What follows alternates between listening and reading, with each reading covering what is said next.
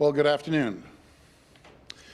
I said to you last week that our government was in the final stages of developing a plan to safely reopen Ontario. I said this plan would stand the test of time. This plan is designed to bring certainty and predictability to what our response to the pandemic will look like in the coming months. We've worked side by side with the Chief Medical Officer of Health, our medical health professionals, to put in place a plan that will lead us through the winter and out of this pandemic. Today, we're sharing with all Ontarians what they can expect over the next several months. I'll ask Minister Elliott to speak to the details shortly, but I want to highlight a few key principles that guide this plan. To begin with, we're sticking with what's worked for our province. This is a cautious plan. It slowly lifts public health measures over time, allowing us to monitor any impacts on our hospitals and in our communities. It provides Ontarians and businesses with the certainty they need to make the plans of their own.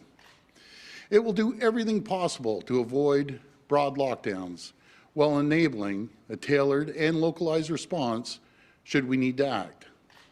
And it provides a clear end state for when remaining public health measures will be lifted, including when proof of vaccination will no longer be mandatory. While necessary to control the spread of COVID-19, the public health measures in place, including vaccine certificates, these are extraordinary measures. We said we would keep them in place one day long. We would not keep them in place one day longer than necessary. We said we'd remove them as soon as it's safe to do so. My friends, that's what this plan does. With the next step of measures easing on Monday, October 25th, when we lift capacity limits and distancing requirements for restaurants, gyms, and casinos, where proof of vaccination is required. I'd like to take a moment to acknowledge why we're in the position to confidently make these plans. It's because our health indicators show that we're on the right path. We are here because we stayed cautious, we stayed disciplined, and we never underestimated this virus. We look to other countries, other provinces. There can be no question that this was and is the right approach. We always put the health and safety of Ontarians first and focused on delivering one of the most successful vaccine rollouts anywhere in the entire world. And because of that, because of the hard work and the selflessness of Ontarians, we can see the end of this pandemic in sight. But it's not over yet. We can't get too comfortable or let our guard down. But we're going to be able to begin getting back to the lives we want. This shows how far we've come by working together and protecting each other. And there's a really important point I want to highlight. One that should drive home just how well Ontarians have done in battling the virus, and that it is the ICU capacity in our hospitals. We made clear that all the measures that were in place, all the restrictions, they were intended to protect our hospitals, and that our #1 priority was to fortify the hospitals and increase our ICU capacity. Today, I can say that we've achieved this. Our ICUs are strong with under 150 cases, as we added thousands of new critical care and hospital beds. That's why we have the capacity necessary to support other provinces who are struggling and need our help. We should all be very proud of how far we've come, and know that it's because you all worked together. You supported each other, and you rolled up your sleeves to get the vaccines that provides everyone with a maximum amount of protection. Now I'm going to hand it to Minister Elliott to walk us through the details. But I need to say again, she continues to be an absolute all-star as the Minister of Health. She and her team work nonstop around the clock, and I'm very grateful to the Minister. I will now pass it to Minister Elliott. Thank you, and God bless the people of Ontario.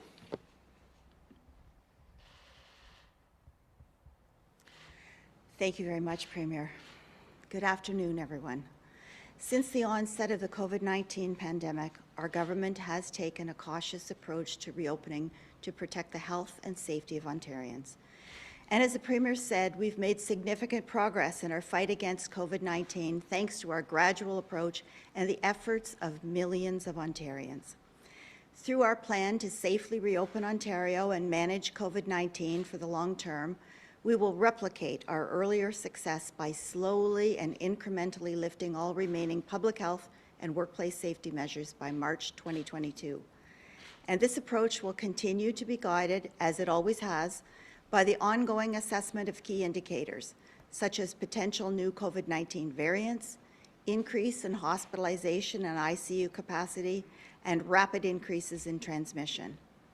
This cautious and gradual approach will prevent widespread closures, protect our health system capacity, keep our schools open, and support Ontario's economic recovery.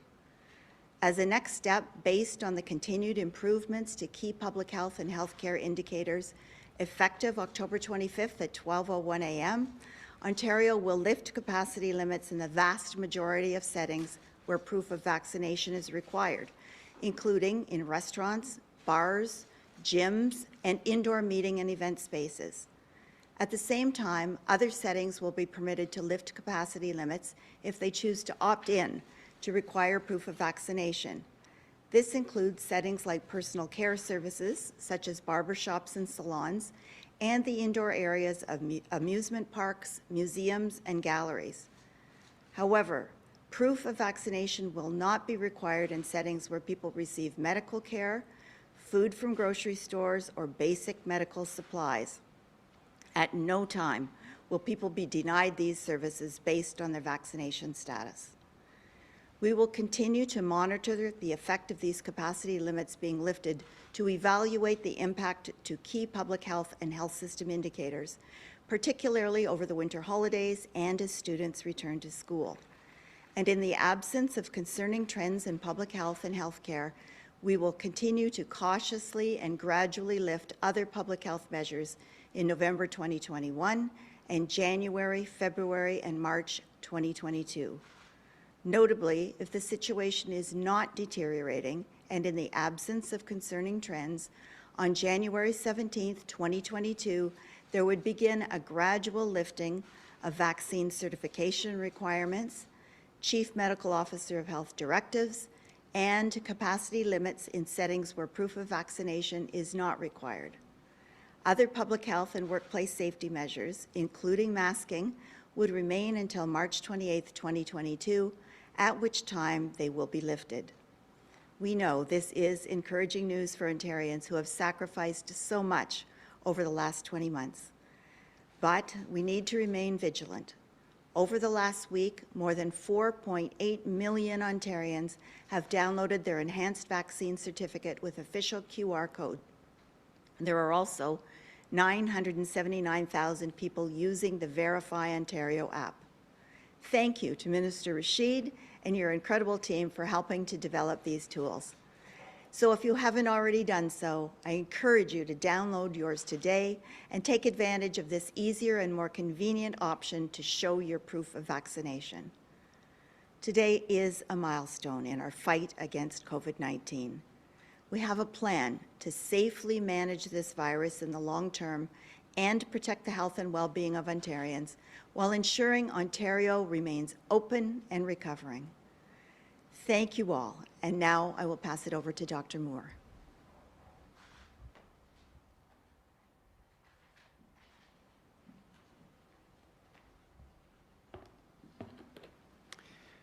Thank you, Premier and Minister Elliott. Good afternoon, everyone. Throughout the COVID-19 pandemic, the province has been guided by science and evidence when making decisions on how to keep Ontarians healthy and safe. And Ontario's strong COVID-19 vaccination rates and extensive public health measures have had and continue to have an impact. The trends in public health and healthcare indicators remain stable or improving, and the province is currently trending toward the best case scenario projected by the Ontario COVID-19 Science Advisory Table.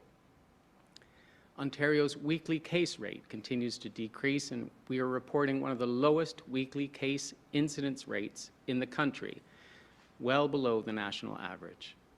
And while we never wish to see anyone admitted to an intensive care unit, the rate of COVID-19 ICU admissions remains stable. The province vaccination rate continues to climb, with 87.7% of eligible Ontarians with one dose of COVID-19 vaccine and 83.6% with 2 doses. I want to take this opportunity to acknowledge Ontarians for their commitment to limiting the spread of COVID-19 by getting vaccinated and following the public health measures. You are protecting yourself, your family, and your community through your actions, and I want to offer my sincere thanks and gratitude to you all.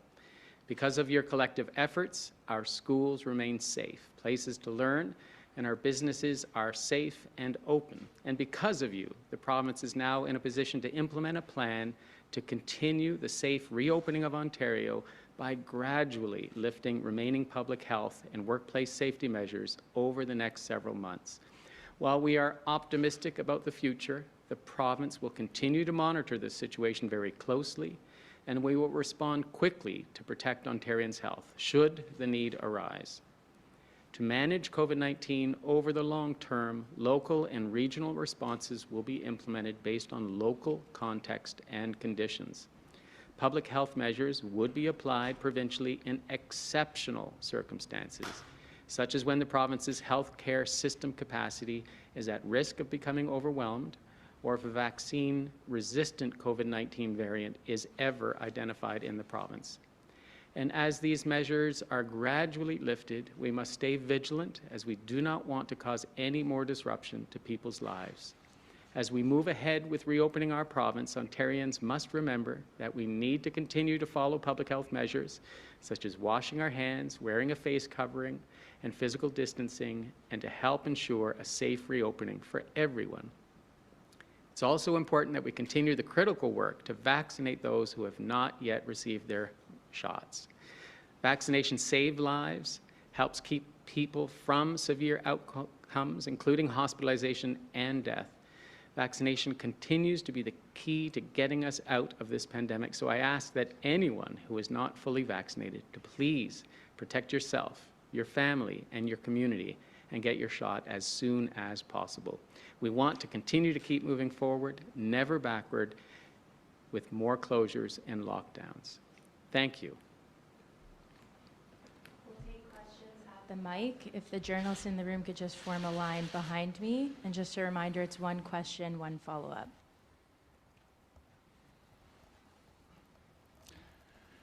Hi, Sean Leadong, CTV News. This question is actually for Dr. Moore. Yep.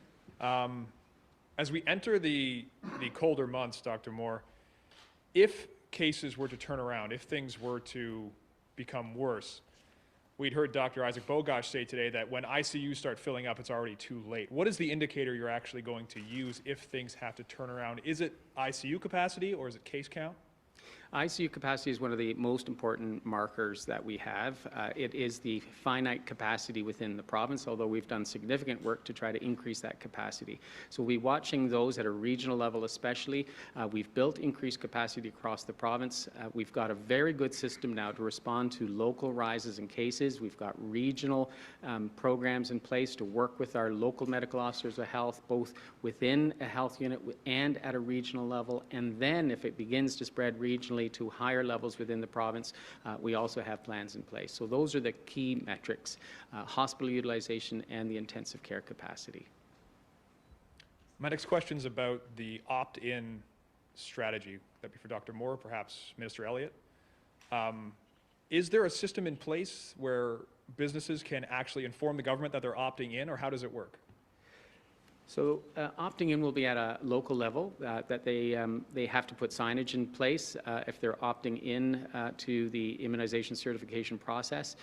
If they want to do it for an event and or for a 24-hour period, that would be signage, public disclosure, and then that would be enforced by the local bylaws or public health agency as needed, and to ensure that they're compliant with the certification process. Hi there, Richard Southern with City News 680. Premier, when you talk about hopefully lifting the mask mandate by the 28th of March, will that include schools, and are you confident that it'll be safe to do that? Are you confident that students will be able to be vaccinated by then, sir? Well, March is a little ways off. We'd have to look at the numbers. I'd always consult with the Chief Medical Officer of Health, consult with the frontline education folks and the Minister of Education, and then we'll determine it from there. But I think we'll see what happens. On another matter, sir, there's a big impasse between your government and the optometrists. A lot of seniors can't get their eye test done. They don't want to return to the bargaining table until they get what they think they're owed. Your health minister has spoken recently about this, but I'm wondering, sir, will you intervene in this? Will you do anything to get this situation fixed? Well, first of all, I have all the confidence in the world in the negotiating skills of the Minister of Health, and before I pass it over to the Minister, you know, in government, we've negotiated a lot of deals, and you can't negotiate when someone doesn't come to the table. And, you know, we showed good faith. I think it was $39 million we gave them, but you can't negotiate by yourself. So I encourage them, please come to the table. Let's get a deal done. As Premier, I'm asking you, please come to the table. You know, the only people you're hurting are the people of Ontario. So I want a deal done. I have all the confidence in the world in the Minister of Health, and I know we're going to get a deal done, but we can't do it by ourselves. I'll pass it over to the Minister. Well, we are certainly very anxious to resume negotiations with the Ontario Association of Optometrists. We have already paid $39 million into their accounts to cover the increases that they would have got based on physician increases from the period when their last agreement ran out in 2011 until today. But there are future increases. We've offered an 8.48% increase going forward, retroactive to April 1st of this year.